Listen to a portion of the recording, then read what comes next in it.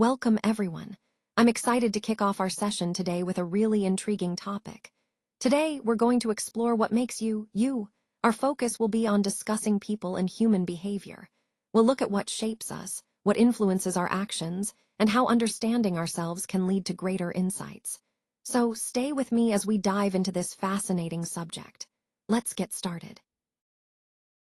Now, as we move to slide 2, titled Boosting Your Grammar Score, let's focus on how improving your grammar can really enhance your communication skills. Good grammar isn't just about rules, it's about making your message clearer and more effective. When we describe personal qualities, precise language helps us convey the right impressions and showcase our unique traits. Remember, this is all part of our exciting journey to better understand human behavior and how language plays a crucial role in expressing ourselves. So, keep in mind that strengthening your grammar is a key step toward achieving that goal. Let's talk about meaningful communication. When we communicate with intention and clarity, it not only helps us get our message across, but also reinforces our language skills. This is especially true when we're trying to recall and use new vocabulary or grammatical structures. One of the best ways to do this is by using personal examples, things that are relevant and meaningful to us. That makes the process more engaging and memorable.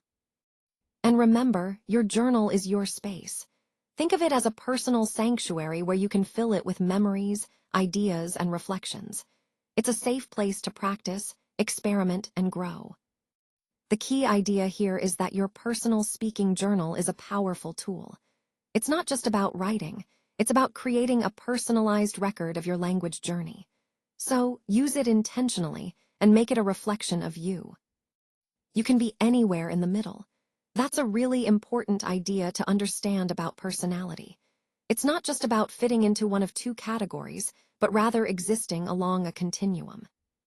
Personality exists on a continuum, meaning each of us falls somewhere along a spectrum for different traits. Now, when we talk about the Big Five, we're referring to 5 broad dimensions that capture most of the variation in human personality. These are openness, conscientiousness, extroversion, agreeableness, and emotional stability. It's helpful to think of these as a range, where people can be high, low, or somewhere in between on each trait. And then we have personality types, which are more like categories, easier to think about but less nuanced. The key takeaway here is that understanding personality as a continuum helps us see the complexity of human behavior. It reminds us that people are not fixed in one box. They can change and develop over time. This idea ties back to how we view ourselves and others, emphasizing flexibility and the unique blend of traits each person brings. Now, let's take a look at the opposite of a closed-minded approach, being open-minded. When we see a flight delay, instead of viewing it as a problem, we can choose to see it as an opportunity to explore. This shift in perspective allows us to stay positive and adaptable. It's about being willing to try new ideas and look at challenges as chances for growth. Embracing openness helps us turn setbacks into opportunities and keeps us moving forward with a proactive attitude. Remember, openness is a key part of developing resilience and maintaining a growth mindset, which are essential themes in this presentation. When we look at the opposite traits from laziness or disorganization, we see qualities that truly define a conscientious person. These individuals are reliable and efficient, meaning you can count on them to get things done properly and on time. They are very disciplined, which helps them stay focused and maintain high standards in everything they do. Being goal-oriented and persistent is also a key trait. These people don't give up easily. They keep pushing toward their objectives even when faced with challenges. They are also hardworking and organized, which allows them to manage their tasks effectively and avoid chaos. All of these qualities come together to paint a picture of someone who is dependable, focused, and committed, traits that are essential for success and growth. Connecting this to our overall theme, these characteristics highlight the importance of conscientiousness in achieving personal and professional excellence. When we look at the opposite of introverted, we get someone who is extroverted. An extroverted person is always accepting invitations to parties and tends to be loud and very expressive. They enjoy being the center of attention and feel energized by social interactions. This behavior highlights how extroverts thrive in social environments, often seeking out opportunities to connect with others.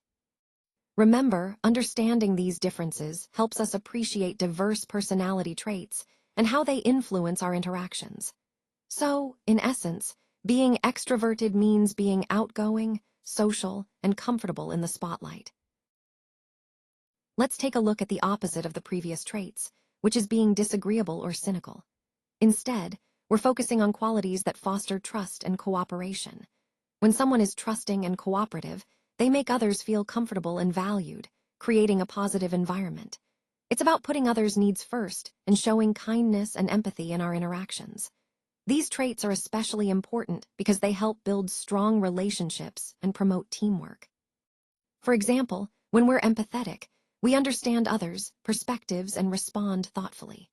This trait, type 4 or agreeableness, highlights how being approachable and caring can influence how we connect with those around us.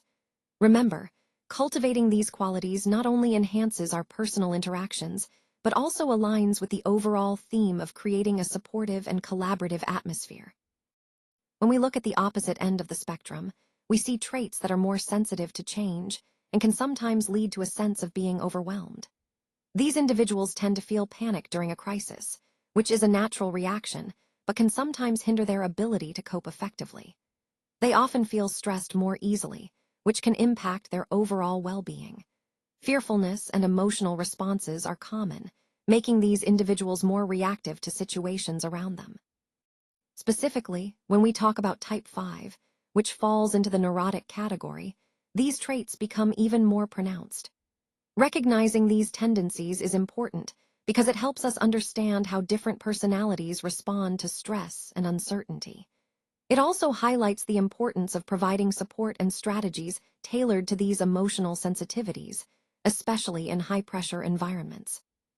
Understanding these differences allows us to foster a more empathetic and effective approach in both personal and professional settings, ensuring we can support everyone's unique way of handling change and stress.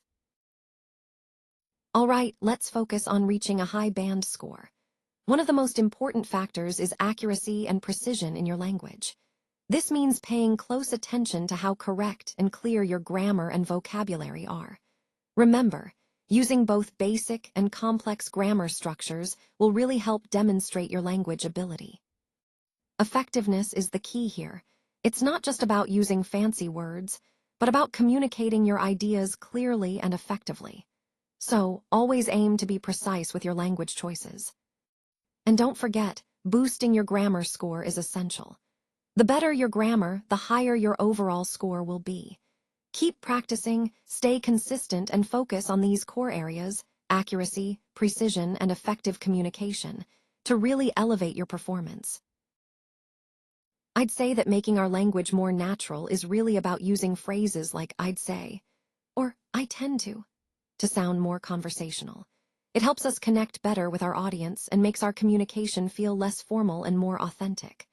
I can be a little cautious, though, because sometimes these phrases might seem uncertain, but that's actually the point. They add nuance and show that we're being careful with our words. This is where precision and nuance come into play. We want to be more precise in what we say, especially when discussing complex ideas, so our message is clear without sounding overly definitive. That's where hedging comes in. By softening statements, we invite dialogue and acknowledge that there might be different perspectives. Overall, these techniques help us communicate more effectively and naturally, aligning with the overall goal of making our language more genuine and engaging. Stay curious, stay colorful. I love ending on this note because it really captures the essence of what we've been exploring. Remember, personality is a gray area. It's not simply black or white. It's complex, layered, and often unpredictable. Our human nature in all its richness is truly colorful. It's what makes each of us unique, with our own shades and nuances that can't be easily categorized.